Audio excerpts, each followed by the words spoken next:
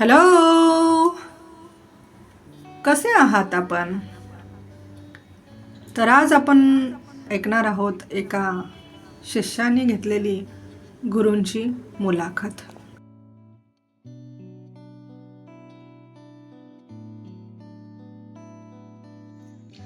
Hi hello नमस्कार आदाब। कैसे आप? ठीक है। अच्छा, आप पूछ रहे मैं कैसा हूँ? मैं भी ठीक हूँ। लेकिन अचानक आपके दिल में और मन में ये सवाल आता होगा कि ये भाई साहब हमेशा मराठी में बात करते हैं। दरअसल मराठी में इंटरव्यू ले लेते हैं, बट अचानक ये हिंदी में कैसे बात कर रहे हैं, हिंदी में कैसे सामने आ रहे हैं? बट इसके लिए एक वजह है। दरअसल वजह ये है कि जिन्होंने मतलब मुझे, आपको, हम सबको, हम जब छात्र थे, जब भी उन्होंने हमें हिंदी भाषा ये सिखाया और हमारी हिंदी अच्छी करने का उन्होंने जो प्रयास किया है वो हमारे लिए अध्यापक रह चुके हैं और पूरे जिंदगी में उन्होंने मतलब हिंदी भाषा में अध्यापन किया है। अभी मैं आपको इतना मतलब आपको हिंट दिया हूँ तो थोड़ा सा आपको पता चला होगा कि मैं किसके बारे में बात कर रहा हूँ। ठीक है, आपको और एक हिंट देता हूँ, लेकिन आप मतलब बेताब हुए होगी कि ये भाई साहब और ये शख्स कौन है जिनका ये इंटरव्यू लेने वाले हैं, आज लेने वाले हैं। लेकिन मैं और एक बात आपको बताता हूँ कि ये ऐसे एक अध्यापक है जिन्होंने आपको पढ़ाया है, मुझे पढ़ाया है और हमारे जो दोस्त हैं उनको भी पढ़ाया है। तो आपका जो इंतज़ार है वो मैं यहाँ पे ख़त्म कर लेता हूँ और सीधा उनके पास जाता हूँ और उनको मतलब उनकी पहचान करके दे देता हूँ। तो मेरे कैमरामैन है, उनके वो आपको मतलब मैं पहचान करके देता हूँ। ये हमारे दोस्त ही है जो यष्टि महामंडल लाल परी कहा जाता है, विठोबा अर्दालकर। तो उनके लिए भी एक बार मतलब मैं शुक्रिया अदा करना चाहता हूँ। और जो आज के मतलब जो हमारे इंटरव्यू मैं ले रहा हूँ है प्रख्यात अध्यापक है और वो साहित्यिक है, कविता लिखते हैं। तो मैं विठोबा को रिक्वेस्ट कर लेता हूँ कि जो कैमरा है उनके पास लेके जाए। तो आप सीधा देख लीजिए कौन है वो। तो आज के मेहमान है हमारे आरजे पाटिल सर। धन्यवाद। तो मैं आपको मतलब जिनका वर्णन कर रहा तो यही है आरजे पाटिल सर। और आज जो जिन्होंने हिंदी अध्यापक अपने पूरे करियर में किए हैं तो उनसे अब हम जानने की कोशिश कर लेते हैं। और हमारा रूल्स यही है कि आप सिर्फ हिंदी में बात करेंगे, क्योंकि ये है कि उन्होंने हिंदी पढ़ा है तो मुझे भी मौका मिला है हिंदी आज इंटरव्यू लेने का। दरअसल मैंने कई पॉलिटिक्स और सेलिब्रिटी का इससे पहले ज़्यादा नहीं बट कई इंटरव्यू ले रहा हूँ। तो आज सर का मैं जो है वो हिंदी में इंटरव्यू ले रहा हूँ। सर दरअसल स्वागत है, आज मैं आपका इंटरव्यू ले रहा हूँ और मुझे मौका मिला है आज हिंदी इंटरव्यू लेने का। तो मैं मेरा सौभाग्य समझता हूँ कि आपसे मुझे मौका मिल रहा है बातचीत करने का। तो आपसे बातचीत करते हुए जब मैं छात्र था, आप पढ़ाते थे, कई सारे मन में सवाल है, लेकिन कहाँ से शुरू करो और कहाँ खत्म करे थोड़ा सा मैं मतलब समझ नहीं आ रहा। फिर भी जितना मुझे याद है अभी आता है वो मैं आपसे पूछने का कोशिश कर लेता हूँ। तो आपने कई छात्रों को अच्छा हिंदी किया, आपकी भी बहुत अच्छी हिंदी अच्छी है। हमारी जब भी फोन के ऊपर बातचीत होती है तो मैंने कई बार पूछा था हिंदी की कैसे इतने अच्छी बात करते हैं, कहाँ से पढ़ा है। तभी आपने कहा था कि अमृत मुझे हिंदी अच्छी आती है और कहाँ से प्रेरणा मिली थी। तो मुझे भी आपने पूछा था कि आपको नहीं है क्या हिंदी अच्छी लगती, तो बोला हिंदी अच्छी है लेकिन उससे ज़्यादा उर्दू मुझे अच्छी है सुनने में, बात करने में। तो आपकी हिंदी ऐसे अच्छी कहाँ से मिली और कहाँ से प्रेरणा मिली आपको? जब मैं हमारे हमारे गांव में प्राथमिक स्कूल में जब मैं पढ़ता था जी तो तब से हिंदी के प्रति मेरे मन में एक दिलचस्पी जागृत हुई। जी छठी कक्षा में था तब हमारे एक शिक्षक सोमनाथ जी बेलगाम के थे। जी उन्होंने मुझे बहुत अच्छा मार्गदर्शन किया हिंदी के बारे में और एक परीक्षा में उन्होंने मुझे शामिल कर दिया। दुंडगी केंद्र में मैं फर्स्ट आया था, उस 92 मार्क मुझे मिले थे। तब से एक प्रेरणा जागृत हुई मेरे मन में, तब से हिंदी के प्रति एक प्रेम बढ़ गया। और जब मैं कोवाड़ स्कूल में दाखिल हुआ तो वहाँ प्रवेश परीक्षा में मैं कोवाड़ केंद्र में पहला आया था। क्या बात है। हाँ ये केंद्र कब की बात है, कौन से साल की? 1962 में मैं 62। 8वीं कक्षा में था। उसके बाद मैं परिचय परीक्षा दी उसी केंद्र से। जी। उसमें भी मुझे अच्छे अंक मिले थे। कोविड करने का इरादा था, लेकिन हमारे अध्यापक ने अ, मुझे कुछ उनकी तरफ से कुछ अड़चन हुई। अच्छा। परीक्षा में नहीं बैठ सका। जी। लेकिन हिंदी के प्रति बहुत प्यार बढ़ गया। जी। अच्छे हिंदी शिक्षक थे के.एन. पाटिल नामक। और उनकी प्रेरणा से मैं हिंदी विषय में बहुत प्रगति की। जी। और 11वीं कक्षा में मुझे 55 अंक मिले थे हिंदी में? हाँ, हिंदी में। ओके। 11वीं वहाँ की 11वीं कक्षा मतलब एसएससी उस समय हमारे काल में। तब से मैं हिंदी के प्रति दिलचस्पी बढ़ी। कॉलेज में दाखिल हुआ, राजाराम कॉलेज में कोल्हापुर। वहाँ मैंने हिंदी विषय सबसे पहले प्रधानता दी उस विषय को। आपने हिंदी चुना? हाँ, मैं स्पेशल हिंदी लेकर मैं नौकरी मिली और मैंने एक्सटर्नल एमए करना शुरू किया। जी। उसी बीच में मैंने बीएड किया तारा रानी अध्यापक विद्यालय कोल्हापुर जी। गवर्नमेंट का। हाँ। वहाँ से मैंने बीएड किया। वहाँ हिंदी और मराठी ये 2 भाषा मेथड के लिए रखी थी। अच्छा। हाँ, उसके बाद 74 में एमए का एक्सटर्नल एमए का पहला पार्ट मैंने पास किया और 76 में मैंने दूसरा पार्ट पास किया एमए। हाँ हिंदी। उस वक्त दुर्भाग्य से मुझे क्लास नहीं मिला। पास क्लास में मैं एमए हो गया। ओके। एंटायर हिंदी। ओके। इसी उस वक्त मुझे राजाराम कॉलेज में बहुत अच्छे ज्ञानी प्राध्यापक मिले थे। चंदूलाल दुबे, अच्छा। सरजू प्रसाद मिश्र नागपुर के थे। द्रविड़ नामक थे साउथ के। हाँ, ऐसे बहुत होशियार बुद्धिमान अच्छा। प्राध्यापक मुझे मिले। उनकी प्रेरणा से मैंने इस विषय में बहुत प्रगति की। तब जब मैं सर्विस में दाखिल हुआ तब शुरुआत से ही मेरे ऊपर हिंदी का बोझ पड़ा और हिंदी अच्छी तरह से विद्यार्थियों को सिखाने की मैंने कोशिश की। और मेरा एक इरादा था कि हिंदी भाषा हिंदी के माध्यम से ही विद्यार्थियों को सिखानी चाहिए। ये मुझे हमारे अध्यापकों ने प्राध्यापकों ने मुझे ज्ञान दिया था।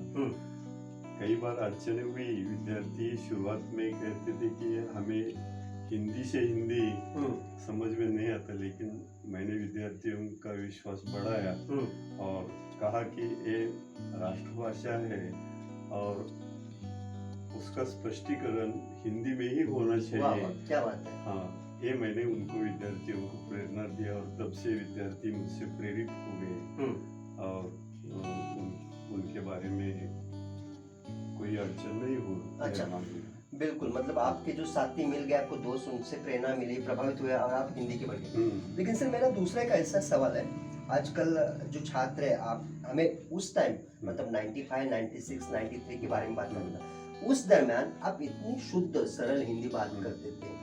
तो आजकल जो फिल्म देखते हैं, हिंदी फिल्म या सिनेमा देखते हैं, उसमें से के कई लोग देखते हैं, लेकिन उनकी वो जो हिंदी है उतनी अच्छी नहीं रहती। स्पेशल मैं कोट कर लेता हूँ, जो हिंदी फिल्म देखते हैं और वो स्टाइल करते हैं, उनकी कॉपी करते हैं, लेकिन वो अच्छी हिंदी नहीं। जो आपसे उस दरम्यान से हिंदी हम लोग सुन के आ रहे हैं, इतनी शुद्ध थी और उसमें इतना मिठास थी। सुन कर लेता हूँ वो लोगों के जो फिल्मी देख के सुन के उनके स्टाइल मारते हैं, लेकिन आपका हिंदी इतना अच्छा था, काफी सारा। और पूरे जिंदगी में आपने हिंदी अध्यापन किया, बराबर। तो मेरा ये सवाल है कि आपने कितने साल हिंदी किया और इस दरम्यान आपने कुछ साहित्य भी निर्मित किया है, काव्य निर्मित किया है, उसके बारे में क्या बताएंगे? बात यह है कि जब मैं सर्विस में दाखिल हुआ 1970 से, तब से मैं हिंदी का अध्यापन कर रहा हूँ पूरी जिंदगी में। हाँ। ओके।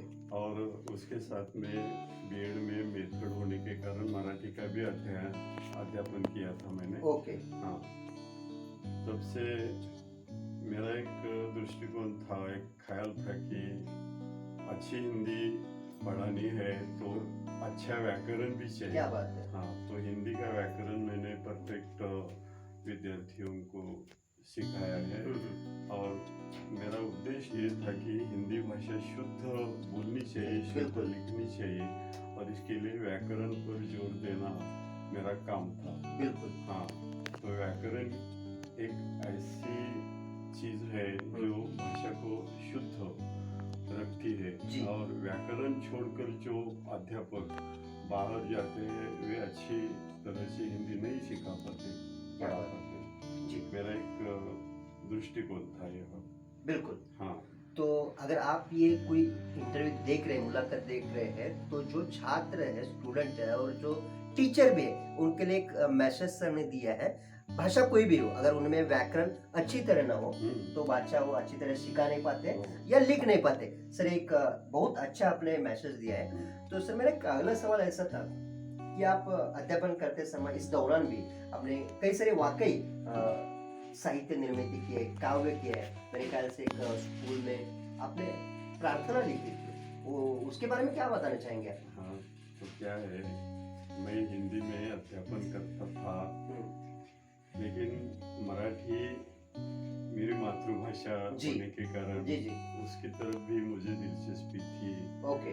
और मैंने मराठी में कविताएं लिखी है, कुछ 70-71 कविताएं लिखी है, 2 मराठी नाटक लिखे हैं, उनके प्रयोग भी हुए हैं। यानी जो उस समय 1978 के दरमियान मैंने मराठी नाटक भी लिखकर यानी प्रयोग किए हैं हमारे गांव में। स्कूल में जब मैं अरपुर में था तब वहाँ मैंने एक नाटक वहाँ दिग्दर्शित किया था, मेरा ही नाटक, वो भी अच्छा। क्या नाम है उनका नाटक का? नशिबाचे 2 तारे, अच्छा, मराठी नाटक। मराठी। हाँ। ये कितने सेशन में, मतलब कितना अंक का है था? ये 2 अंक का। ओके जी। ओके। तो और आपने मतलब ऐसा, आप कविता तो बहुत अच्छा लिखते हैं, लेकिन ऐसा कोई या स्टोरी टाइप या नॉवेल का टाइप ऐसा कभी दिल में आया नहीं कि ऐसा आप मेरे साथ लिखा? यानी कि नॉवेल, कादम्बरी वगैरह मैंने कुछ अभी प्रयास नहीं किया है जी। ओके। मेरा इरादा है, लेकिन अब देखेंगे बाद में, कभी मौका मिला तो मैं शुरू करूंगा। अच्छा। हाँ। सर थोड़ा मैं आपके पर्सनल मतलब जो वैयक्तिक जीवन है उसके ऊपर आने वाला हूँ। अभी आपकी जो स्वभाव की पत्नी है वो भी हमारे ये सुनते होगे, देखते होगे, और आपके ऑल ओवर जो फैमिली है, कुटुंब है, उनको आपको कैसा पार्टिमा मिला?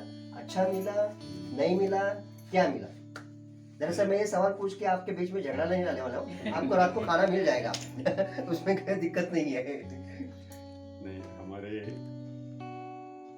घर में ऐसा वातावरण है कि मुझे सब मेरी इज्जत करते हैं जी। और मैं भी सभी की इज्जत क्या करता बात है, हूँ। क्या बात है, हाँ। बहुत बढ़िया। हाँ। आपका बहुत और जॉब से बढ़िया है। पूरी जिंदगी भर जिन्होंने मुझे साथ दिया है, मेरी धर्मपत्नी जी जी।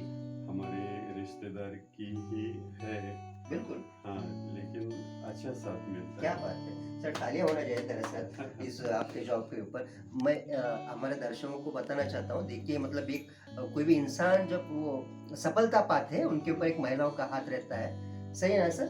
तो ठीक है, इसके बारे में मैं कभी व्याख्यान देता हूँ जी। बाहर, हाँ तब मैं उल्लेख करता हूँ एक संस्कृत श्लोक मुझे बिल्कुल याद बिल्कुल। है जी जी। कि काव्यम यशसे अर्थकृते व्यवहार विदेशिवेत रक्षते सद्य परिनिवृत्ते कांता संमित तयोपदेश युजे। ये जी। संस्कृत का श्लोक है और उसमें अंतिम पंक्ति में कांता संमित तयोपदेश युजे, इस पर मैं जोर देता हूँ कि वो भार्या पत्नी है, उसका मार्गदर्शन भी जीवन में क्या पति बात को मिलता है, ये आशय है उस श्लोक का। अर्थात इसका आपने जो श्लोक बताया उसका थोड़ा सा मतलब हमें खुल के इसका अर्थ बताएंगे तो अच्छा रहेगा। अच्छा, ठीक है। काव्यम यशसे अर्थकृते, काव्य से यश मिलता है, अर्थ प्राप्ति होती है, यस व्यवहार का ज्ञान मिलता है, बिल्कुल। शिवेतर क्षतये, शिव मतलब एक शिव भावना पवित्र होती है, शिवेतर अक्षत एकशत होना यानी अंत होना। जी जो विनाशक है उसका अंत होता है काव्य की प्रेरणा से। सद्य परिनिवृत्त है, सद्य परिस्थिति अब की जो परिस्थिति है वो काव्य बदलता है। जी सद्य परिनिवृत्त है, कांता सम्मित, कांता यानी पत्नी भार्या, कांता का मार्गदर्शन जब पति को मिलता है तो उसका जीवन सुचारू बनता वाह, है, ये उसका आशीर्वाद। क्या बात है, क्या बात है। बहुत ही आपने मतलब हमारा मतलब इतना बढ़िया आपने इसका वर्णन किया है, क्या बात है।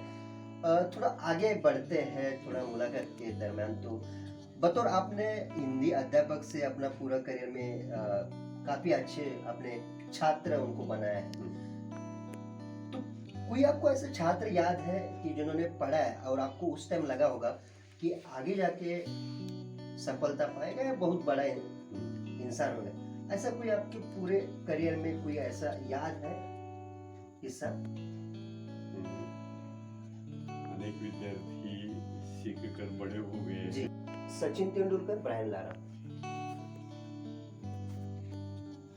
ब्रायन लारा के बारे में मुझे उतनी जानकारी नहीं है, वे भी क्रिकेटर थे, मुझे ठीक तरह से याद नहीं, लेकिन सचिन तेंदुलकर को मैं मानता हूँ। ओके, सचिन और तेंदुलकर। उनको भारत रत्न मिला है ये भी मुझे पता है, एक अच्छा खिलाड़ी है। यस। माधुरी दीक्षित, ऐश्वर्या राय। देखिए देखिए आपके सामने देखो कौन कौन बैठे हैं, वो सोच समझ कर जवाब दे दीजिएगा। अमिताभ बच्चन की बहू है ऐश्वर्या राय, मुझे पता है। अभिषेक बच्चन की धर्मपत्नी। उनके एक बेटी भी है, आराध्या नाम है उनका, सब मैं टीवी पर देखता हूँ। सर हमें खुलासा नहीं चाहिए, दोनों से एक आप बता दीजिए। तो ऐश्वर्या राय, माधुरी दीक्षित नहीं है। नहीं ऐसी बात नहीं, नहीं, but- लेकिन मैं ऐश्वर्या। ओके, सिनेमा या नाटक? मुझे नाटक नाटक पसंद है, नाटक पसंद है। क्योंकि मैं उसी क्षेत्र में थोड़ा जमकर मैंने उसमें मराठी नाटक वगैरह रत्नाकर मस्करी, अच्छा। प्रभाकर पंचीकर वगैरह, इनके नाटक मैंने देखे हैं। तो नाटक के संगीत नाटक भी मैंने देखे हैं और मुझे संगीत की भी दिलचस्पी है। अच्छा, ओके। आखिरी सवाल इस मुलाकात के दौरान, और जो मैं पूछ रहा हूँ ये हमारे इलाके के हैं, दोनों ही प्रख्यात दरअसल वो ऑथर है, मतलब लेखक रह चुके हैं, रंजीत देसाई या शिवाजी सावंत?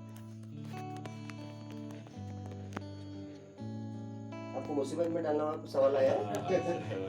ऐसा होता ही है, हाँ। क्या करूँ, एक चुनना है, लेकिन एक चुनना है। हाँ। मैं जवाब दूंगा जरूर कि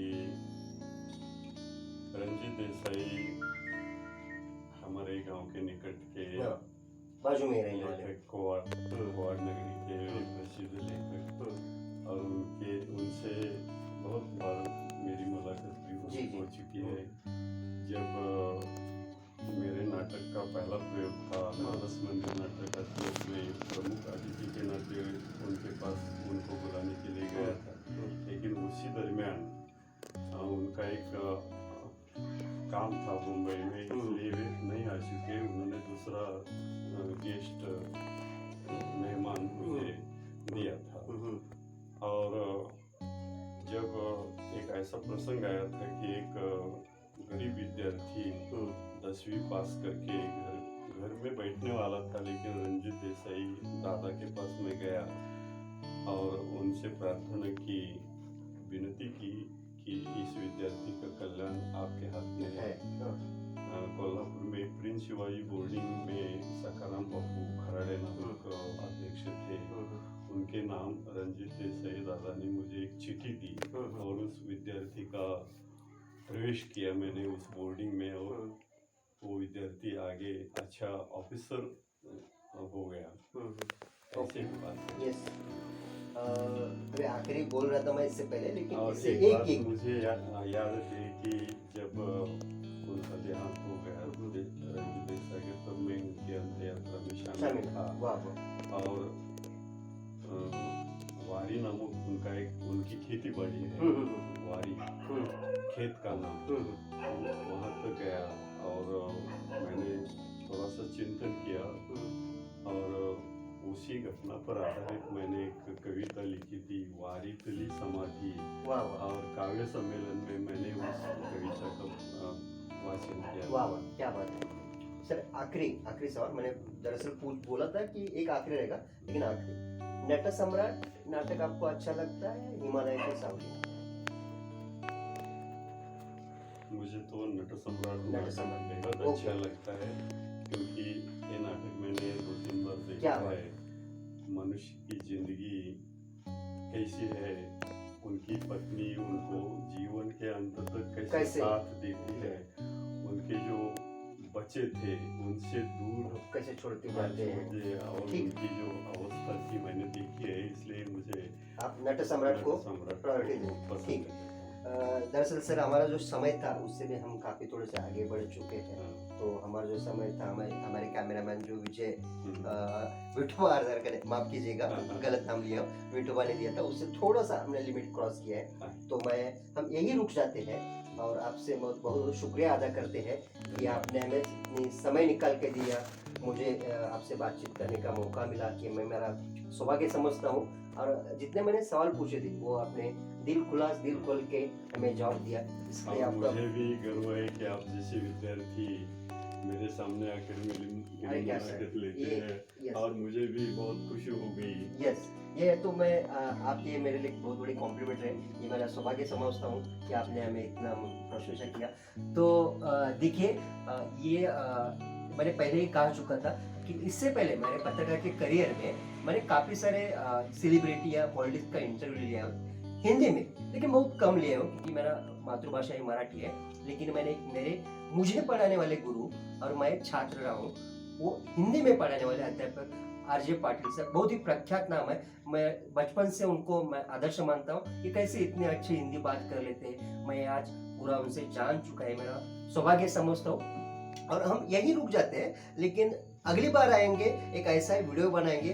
शायद वो वीडियो का मेरा हो सकता है, आपका हो सकता है, या किसी और का हो सकता है। तब तक के लिए मैं आपको शुक्रिया अदा करना चाहता हूँ। बाय, शबक है, और आपका ख्याल रखिए। धन्यवाद, थैंक यू।